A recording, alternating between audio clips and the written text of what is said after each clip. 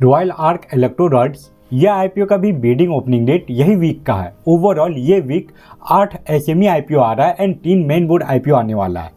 Overall ये week SME and main board IPO मिला के टोटल 11 आईपीओ का बिडिंग ओपनिंग डेट है। तो ये वीडियो में हम लोग रॉयल आर्क इलेक्ट्रोरॉड के बारे में बात करेंगे कि क्या आपको ये आईपीओ में अप्लाई करना चाहिए या फिर नहीं करना चाहिए। एंड वो सब पता करने के लिए हम लोग ये आईपीओ का इन डिटेल एनालिसिस करने वाले हैं कि ये कंपनी क्या काम करती है, इसके अलावा इसका फाइनेंशियल रिपोर्ट कैसा है एंड कौन से वैल्यूएशन एंड मार्जिन पे ये कंपनी अपना आईपीओ लेके आ रही है। ओवरऑल ये वीडियो आप लोगों के लिए काफ़ी यूजफुल होने वाला है, तो वीडियो को एंड तक जरूर देखिएगा। एंड अगर आप ये चैनल पे पहली बार आए हैं तो चैनल को भी सब्सक्राइब कर लीजिए। तो चलिए अब वीडियो कंटिन्यू करते हैं। पहले हम लोग ये आईपीओ का जो बेसिक डिटेल है वो देख लेते हैं। इसका जो टोटल इशू साइज होने वाला है वो आपको 36 करोड़ का देखने को मिलेगा, जिसमें कि offer for sale and fresh issue दोनों ही है। ऑफर फॉर सेल के बारे में बात करें तो उसका क्वांटिटी हम लोगों को 14.40 करोड़ का देखने को मिल जाता है और जो बाकी का 21.60 करोड़ बचा वो फ्रेश इशू है। वहीं बात करें इसके प्राइस रेंज के बारे में तो इसका upper cut off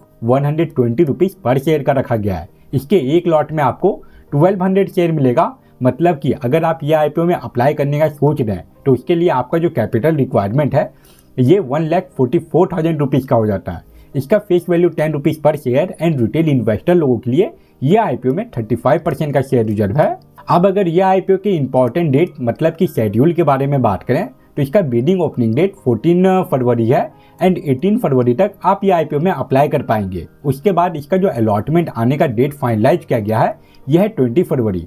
and in case अगर आपको ये आईपीओ का अलॉटमेंट मिल जाता है तो फिर 21 फरवरी को जो शेयर है वो आपके डीमैट अकाउंट में ट्रांसफ़र करवा दिया जाएगा। एंड इन केस अगर आपको अलॉटमेंट नहीं मिलता तो फिर 21 फरवरी को ही जो रिफंड है वो इनिशिएट करने का डेट फाइनलाइज किया गया है। उसके बाद इसका जो स्टॉक मार्केट में लिस्टिंग डेट है वो है 24 फरवरी। ये तो हो गया आईपीओ का बेसिक डिटेल। अब हम लोग ये कंपनी के बारे में बात करते हैं कि ये कंपनी क्या काम करती है। रॉयल आर्क इलेक्ट्रोरॉड लिमिटेड ये कंपनी 1996 में इनकॉर्पोरेट हुई थी। मतलब कि ऑलमोस्ट 28 ईयर से भी ज़्यादा टाइम हो चुका है ये कंपनी को काम करते हुए। एंड ये कंपनी वेल्डिंग में यूज होने वाला वेल्डिंग इलेक्ट्रोरॉड बनाती है। अभी मैं ये कंपनी का जो डिफरेंट प्रोडक्ट है मैं आप लोगों को वो सारा प्रोडक्ट भी दिखाने वाला हूँ। एंड ये कंपनी का जो मैन्युफैक्चरिंग यूनिट है वो आपको गुजरात में देखने को मिलेगा और ये कंपनी अपना प्रोडक्ट इंडिया के अलावा एक्सपोर्ट भी करती है, जिसमें कि 20 से भी ज़्यादा कंट्री इंक्लूडेड है। अभी मैं आप लोगों को ये भी बताने वाला हूँ कि ये कंपनी का जो रेवेन्यू आता है एक्सपोर्ट से वो कौन से कंट्री से कितना % का रेवेन्यू आता है, ये सारे टॉपिक के ऊपर बात करेंगे।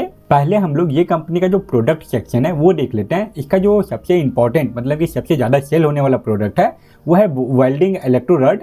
एंड जैसा कि आप लोगों को ऑलरेडी पता है कि इसका यूज वेल्डिंग के लिए किया जाता है। वहीं अगर हम लोग नीचे जाएं इसका और प्रोडक्ट देखें तो उसमें आपको फ्लेक्स वायर देखने को मिल जाएगा। एंड ये कंपनी MIG एंड TIG का भी वायर बनाती है जिसका कि यूज गैस वेल्डिंग में किया जाता है। एंड ये कंपनी का जो रेवेन्यू आता है उसमें से आपको किसी ईयर 73%, किसी ईयर 82% एंड 2024 में 85% से भी ज़्यादा हिस्सा आपको डोमेस्टिक बायर से देखने को मिलेगा। उसके बाद ये कंपनी का जो सबसे बड़ा बायर है वो आपको नाइजीरिया कंट्री देखने को मिलेगा। फाइनेंशियल ईयर 2024 में ये कंपनी का जो रेवेन्यू है उसमें से 8% से भी ज़्यादा हिस्सा नाइजीरिया से आया था। एंड 2023 में ये परसेंटेज लगभग 12% का था। एंड वहीं बात करें 2022 के बारे में तो उसमें ये परसेंटेज 17% से भी ज़्यादा का था। ये सारे डिटेल के बाद अब हम लोग ये कंपनी का जो सबसे इम्पॉर्टेंट पार्ट है इसका जो फाइनेंशियल रिपोर्ट है वो देख लेते हैं।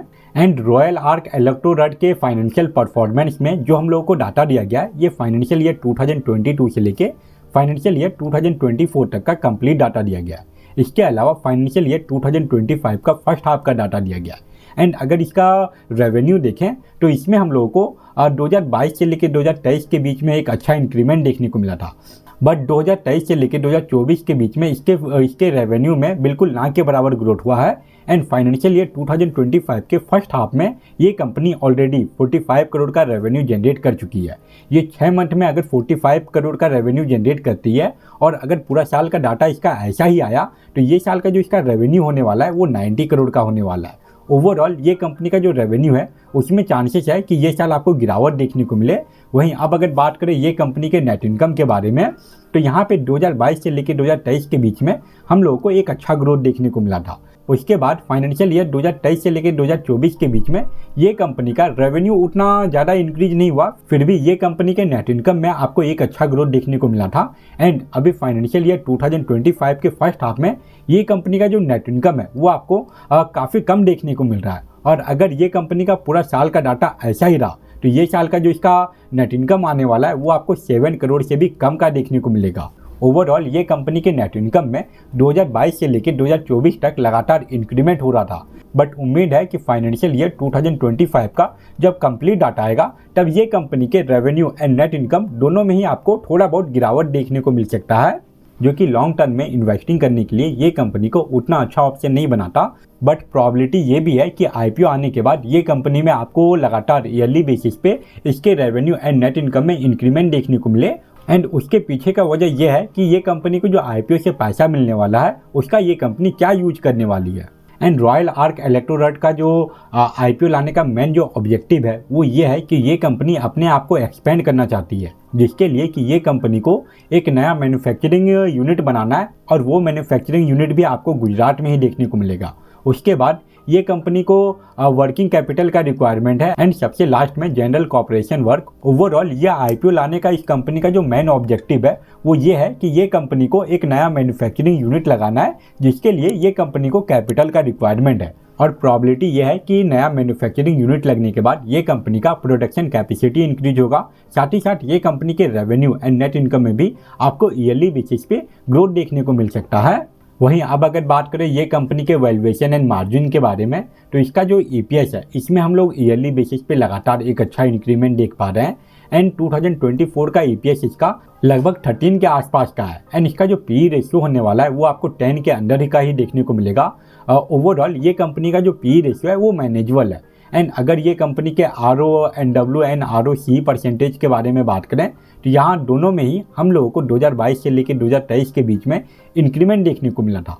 उसके बाद वापस से 2023 से लेकर 2024 के बीच में इसके RONW percentage and ROCE percentage में गिरावट आया है। वहीं बात करें ये कंपनी के EBITDA परसेंटेज के बारे में तो उसमें हम लोग ईयरली बेसिस पे लगातार एक इंक्रीमेंट देख पा रहे हैं।